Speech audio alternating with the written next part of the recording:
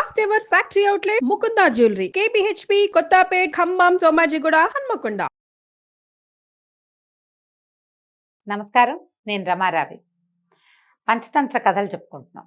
మేకు పీకిన కోతి కథ చెప్పుకుందాం. పూర్వం ఒక దేవాలయంలో రకరకాల కట్టుబడి పనులు చేస్తున్నారు. కట్టుబడి పనులు అంటే దేవాలయాన్ని నిర్మించడం కోసం రకరకాల శిలలు, ఆ శిలల్ని శిల్పాలుగా చెక్కడానికి శిల్పులు, ఆ శిల్పులకి తోటి సహాయం చేయడానికి ఇంకా కొంతమంది మనుషులు, ఈ శిలలు చెక్కడం కోసం వాడేటువంటి రకరకాల పనిముట్లు, తర్వాత చాలా మంది వడ్రంగులు అంటే కార్పెంటర్స్ ఈ దేవాలయానికి కావలసినటువంటి చెక్క పని చేయటం కోసం ఎన్నో రకాల పెద్ద పెద్ద చెట్లని దుంగలు వాటి తాలూకు కలపని తెచ్చి దేవాలయం దగ్గర పడేశారు. ఒక వ్యాపారస్తుడు ఒక ఆయన ఈ దేవాలయ నిర్మాణానికి తగిన ధన సహాయం చేస్తున్నాడు. అయితే రోజుల తరబడి పని జరుగుతోంది. ఈ దేవాలయం చుట్టుపక్కల్లో ఏదో కొంత ఆహారం దొరికేది, కొన్ని చెట్లు, తోటలు గీటలు ఉన్నాయి. ఆ తోటల నిండా చిన్న పెద్ద సమూహాలుగా కోతులు తిరుగుతూ ఉండేవి. మనుషులు పని చేస్తూ ఉన్నంతసేపు కోతులు దగ్గరకు వచ్చేవి కాదు. ఎప్పుడైనా వాళ్ళందరూ అవతలకి వెళ్తే ఇక్కడికి రావాలని చూస్తూ ఉండేవి. ఆ పని జరుగుతుంది. అయితే ఏమైందట, ఒకనాడు ఈ శిల్పులు వాళ్ళు శిల్పాలు చెక్కుంటున్నారు. ఇక కలప పని చేసేవాళ్ళు అంటే కార్పెంటర్లు ఈ పెద్ద పెద్ద దుంగలని దూలాలుగా చేయటం కోసం దుంగని కట్ చేస్తున్నారు. ఈ దుంగలు ఎట్లాంటివి ఉండేవి, మామూలుగా చెట్లు ఉండి ఇంతంత లావుగా ఉంటాయి కదా, పెద్ద దుంగ లాగ్స్ అంటాం. వాటిని ఇంత పొడుగాటి వాటిని తీసుకొచ్చి వాటిని మధ్యలోకి గుర్తుపెట్టి రంపంతో కోసేవాళ్ళు. రంపం అంటే సా అంటాం మనం దాన్ని. ఆ సా మిల్ అని కనపడుతుంది, ఇవి చెట్లు కోయటానికి వాడతారు దాన్ని.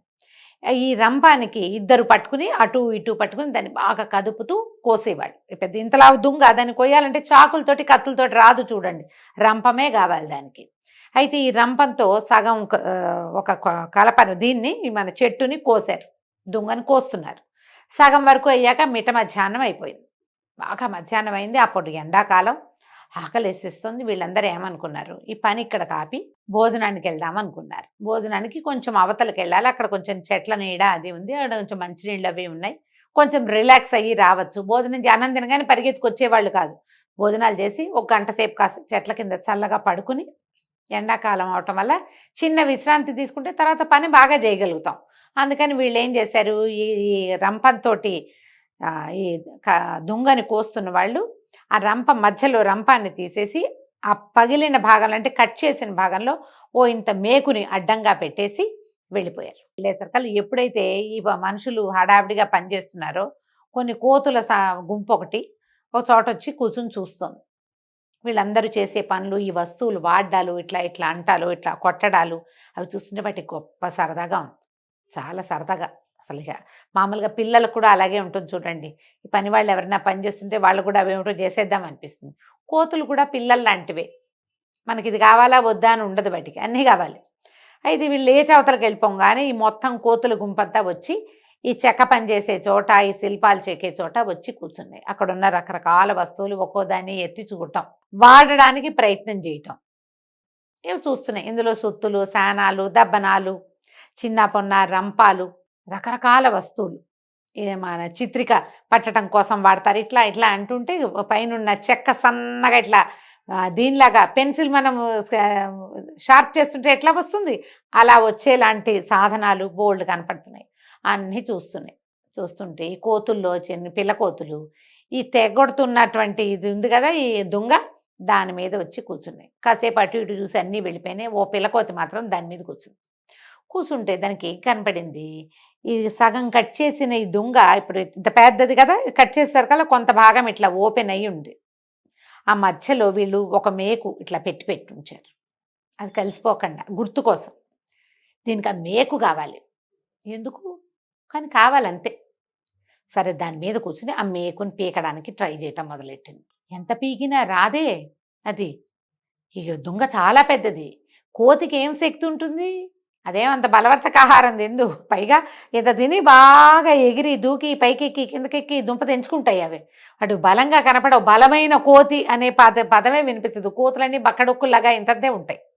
దీని శక్తి సరిపోవడలా, ఇంకా లాగడానికి ట్రై చేస్తాం. మామూలుగా ఇట్లా కూర్చుని లాగుతుంటే రావట్లేదని అదేం చేస్తుంది, దీనికి ఎదురుగుండా కూర్చుంది అనమాట. మేకుకి ఎదురుగుండా కూర్చుని ఆ ఓపెన్ చేసిన దుంగల మీదకి అటోకాలు ఇటోకాలు వేసి ఇక మేకు పీకటానికి ప్రయత్నం చేస్తుంటే దీని మధ్యలో ఉండేటువంటి తోక, దాని కింద భాగం వాటి మధ్యలో ఉండినాయి. ఇది లాగి లాగి లాగి చాలా లాగింది. ఒక దశలో ఆ మేకు కాస్త కదిలింది. దీనికి సంతోషం వచ్చిందని 2 చేతుల పట్టుకుని హొప్పమని లాగింది. ఒకటే లాగేసరికల్లా ఈ మేకు వచ్చేసింది. మేకు ఎప్పుడైతే పైకి వచ్చేసిందో ఈ రెండిటి మధ్యలో మేకు పెట్టాము. మేకు లాగంగానే ఈ 2 ఇట్లా దగ్గరకు వచ్చేవు. న్యాచురల్ ఫిజిక్స్, అంతకంటే ఏం లేదు. ఇది లాగంగానే ఈ 2 చెక్క మొక్కలు, ఈ లాగు తాలూకు 2 భాగాలు ఇట్లా దగ్గరకు వచ్చేసినాయి. టాప్ మన దగ్గరకు వచ్చేసరికల్లా వాటి మధ్యలో వేళ్లాడుతున్నటువంటి మన పిల్లకోతి యొక్క తోక, దాని యొక్క కింద భాగము అందులో పడిపోయింది. కెవ్వమంది కోతి. ఇక కెవ్వు లేదు, రివ్వు లేదు. ఏం చేసినా అందులో నుంచి బయటికి రాలేదు. కుయ్యో మొర్రో అని అరిచేస్తుంది, కేకలు పెట్టేస్తుంది, ఏడిచేస్తుంది, మొత్తుకుంది. అది ఏం చేసినా ఆ సెపరేట్గా ఉన్న అప్పటిదాకా ఉండి ఇప్పుడు దగ్గరకు అయిపోయిన ఆ దొంగని అది సెపరేట్ చేయలేకపోయింది. మిగిలిన కోతులన్నీ దగ్గర చేరినాయి. అది ఏడ్చేస్తోంది, అరుస్తోంది, కేకలు, నెత్తురు కారిపోతోంది. ఆ దొంగ కింద నుంచి నెత్తురు వచ్చేస్తోంది. ఏం చేయాలో తెలియదు. చివరికి గింజుకుని ఆ తోక కాస్త తెగిపోయి కోతి యువతల పడింది. తోక తెగిపోయింది. తోక తెగితే ఎలా ఉంటుంది? ఎంత నొప్పి! చిన్న వేలు తెగితేనే నొప్పి. అది పిచ్చిగా కేకలు పెడుతూ ఏడుస్తూ గల్లంతు చేస్తుంటే మిగిలిన కోతులకు ఏం చేయాలో తెలియదు. దాన్ని మోసుకుపోయినాయి. ఆ నొప్పితోటి అది ఏమైపోయిందో. ఇక్కడేదో గలభా జరుగుతోందని పని వాళ్ళంతా పరిగెత్తుకు వచ్చేసరికే ఈ కోతి పని అయిపోయింది. దాన్ని ఏం చేస్తారు? అది అప్పుడు తీసి ప్రయోజనం ఏముంది? తెగిపోయింది తోకతోటి ఏ ప్రయోజనము లేదు. అనవసరమైన విషయాల జోలికి వెళ్తే ఇలాగే కీలోత్పాటిత వానర కథ అని చెప్తారు. మేకు పీకిన కోతిలాగా మనం ఎందుకు పనికిరాకుండా పోతాం. అక్కర్లేని విషయాలు జోలికి వెళ్ళద్దు అని పిల్లలకి చెప్పడానికి ఈ కథని వాడచ్చు. దాంతోపాటుగా మనం కూడా చాలా అనవసరమైన విషయాల జోలికి వెళ్తాం. పక్క వాళ్ళ విషయాలు కావాలి, పై వాళ్ళ విషయాలు కావాలి, ఎక్కడో ఏదో అవుతుంటే దాని గురించి మనం మాట్లాడాలి, ఇతరుల తాలూకు సొంత విషయాల్లో వేలు పెట్టాలి. వీటి వల్ల ఇలాంటి ఇబ్బందులు వస్తాయి. ఇది ఇప్పుడు తోక కట్టయిపోతున్నామంటే ఫిజికల్గా కనపడుతుంది. మనం అవమానపడచ్చు, దుఃఖపడచ్చు, ప్రాబ్లమ్స్లో ఇరుక్కోవచ్చు. ఎక్కడైనా రోడ్డు మీద పడేసిన వస్తువు కూడా తీయకూడదు. ఎవరిదో వదిలిపెట్టి వెళ్ళారు, అది తీస్తాం మనము. అది మందైపోతుంది ఒక్కొక్కసారి. దాని ఓనర్షిప్ మనకు వచ్చేస్తుంది. దానివల్ల మనకు ప్రాబ్లమ్స్ కూడా రావచ్చు. ఇలా ఆలోచించడానికి ఈ కథని మనం ఎన్నో సందర్భాలలో వాడుకోవచ్చు. ఇది అవడానికి చిన్న కథ అయినా ఇది ఎంత ఉపయోగపడే కథో. ఎక్కడికైనా వెళ్ళేటప్పుడు షాపుల్లో, మాల్స్లో, బజార్లలో ఇతరుల వస్తువులు ముట్టుకోకూడదని చెప్పడానికి ఈ కథను వాడచ్చు. ఎవరింటికైనా వెళ్ళినప్పుడు వాళ్ళ ఇంట్లో వస్తువులు ముట్టుకోకూడదు, వేరే వాళ్ళ పర్సనల్ మ్యాటర్స్లో ఇన్వాల్వ్ అవ్వకూడదు. అయితే ఏముంది, మనకే ప్రాబ్లమ్స్ చుట్టుకుంటాయని చెప్పడానికి ఈ చిన్న కథని మనం హాయిగా చెప్పుకోవచ్చు. దీంతో పాటు ఇంకొక చిన్న కథ కూడా చెప్దాం ఇదే ఎపిసోడ్లో. ఇదేమిటి? శృగాల దుందుపి కథ. ఒక నక్క, ఒక డోలు. బాగుంది చూడండి. అయితే ఒక నక్కట ఒకరోజు ఆహారం కోసం వెతుక్కుంటోంది. ఎక్కడెక్కడెక్కడెక్కడెక్కడెక్కడో వెతికితే అది ఒక అడవిలోంచి వెళ్తుంటే దానికి ఒక తమాషా శబ్దం వినపడింది. ఇది ఏమిటి? ఇంతకు ముందు ఇక్కడ ఒక పెద్ద యుద్ధం జరిగింది. 2 వేరువేరు రాజ్యాల వాళ్ళు ఈ అటవీ ప్రాంతంలో కొట్టుకున్నారు. యుద్ధంలో భేరులు అని వాడతారు, భేరి అని వాడతారు. ఒక డోలు లాంటిది అనమాట. యుద్ధ భేరి అని చెప్తారు. దానికి ఓ వైపు అంతా ఇట్లా చెక్కతోటి ఇలా డోమ్ లాగా తయారు చేసి పై వైపున ఈ చర్మాన్ని టైట్గా కడతారు. దాని మీద ఇట్లా కొట్టామనుకోండి, ఢామ్ అని పెద్ద మోత వస్తుంది. ఈ యుద్ధాల్లో మేము యుద్ధానికి రెడీ అని చెప్పడానికి యుద్ధ భేరి అనేది కొడతారనమాట. డమ డమ డమ డమ అని మోగిస్తారు. ఈ యుద్ధం అయిపోయాక ఆ పాత భేరిని వాళ్ళు ఎవరో ఇక్కడ వదిలిపెట్టి పోయారు.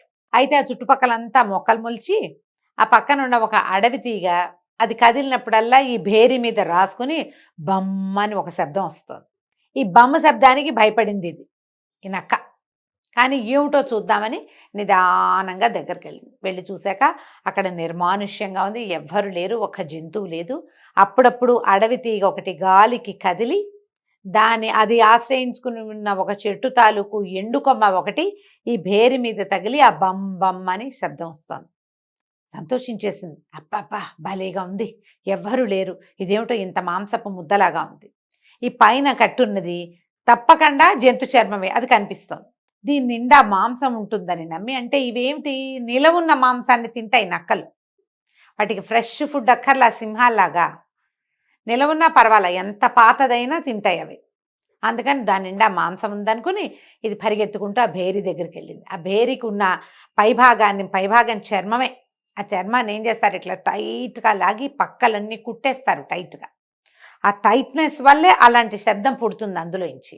ఇది అతి కష్టం మీద ఆ పైనున్న తోలు తాలూకు ఆ చర్మాన్ని బాగా కొరికి కొరికి పీకి లాగి గందరగోళపడి మొత్తానికి చించింది. చించాక అందులో మొహం పెట్టింది. లోపల మాంసం ఉంటుంది, తిందామనుకుంది. చర్మం కింద మాంసమే కదా ఉండాలి, అలా నమ్మింది పాపం. తీరా ఎప్పుడైతే ఇది చర్మం చిరిగిందో లోపల పెడితే ఏముంది, అంతా చెక్కే, అది ఇట్లా డోములాగా ఏమీ లేదు. ఆ కిందున్న ఖాళీ ఆ చెక్క డోము పైన తోలుకి డోమ్కి మధ్యలో ఉన్న ఖాళీ వల్లే శబ్దం వస్తుంది.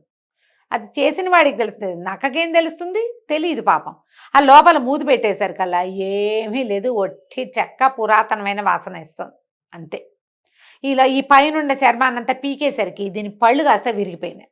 ఇప్పుడు దానంతటా అది చిన్న కుందేళ్ళు కూడా పట్టుకుని కొరుక్కుని తినలేని పరిస్థితికి వచ్చింది. లేదా అత్యాస పడ్డం వల్ల కదా ఇలా జరిగింది.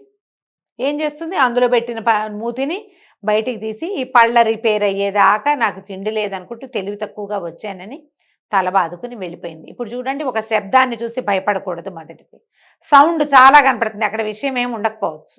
మొదటిది, ఇందులో 2 రీతులు ఉన్నాయి.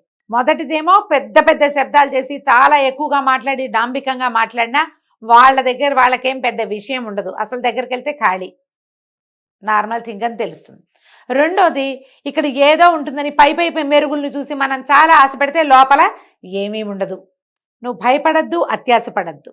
అతి భయము అత్యాశ రెండూ మంచివి కాదు, రెండూ నీకు ఉపయోగపడనివే అని చెప్పడానికి ఈ చిన్న శృగాల దుందుపి కథని మీరు పిల్లలకి చెప్పచ్చు.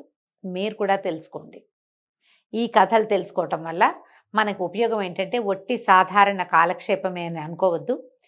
జీవితానికి అత్యవసరమైన సమయాలలో ఇవి గుర్తు చేసుకుని వీటిని వాడుకోవాలి. కథ కంచికి మనం ఇంటికి.